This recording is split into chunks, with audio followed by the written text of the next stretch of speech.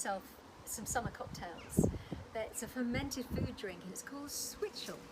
And I wanted to show you that not all fermented food drinks take many days to ferment and brew. This is a real easy one to do and make yourself. So I'm using raw or live apple cider vinegar, and that just means it's got the live beneficial bacteria still in it. And this is at the crux of this drink.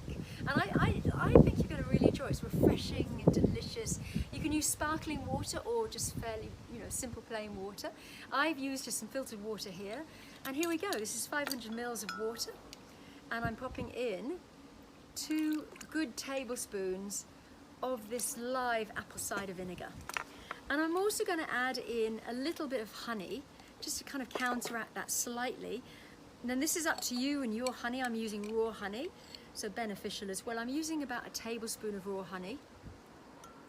And I don't know what your honey's like, and I don't know its flavour, so really you want to play around with this because you want the taste of this drink to be kind of zingy and kind of really tangy, and especially if you made it with sparkling water, and it's kind of that just really fun cocktail. I'm adding in a lime because I had a lime in the house. You could use a lemon, it will work just as well, or even say blood orange or something like that. And I'm going to add in the juice of this lime. You can also add in, if you like kind of a real limey zing, you could add in some zest, a little bit of zest. And in fact, if you love the zest, you could add in the zest from the whole lime. I'm going to add about half the lime zest into here. There we go. And then I'm going to add in the lime juice. And that's that. Now you can make this up, and you actually leave it to chill in your fridge and the flavours develop overnight, and you can drink it the next day over ice. But I'm going to just drink it fresh today. You can add in some ginger. I think ginger and a Switchel is perfect. That combination of apple cider vinegar and fresh ginger is really good. So I'm adding in about a heaped teaspoon of fresh ginger.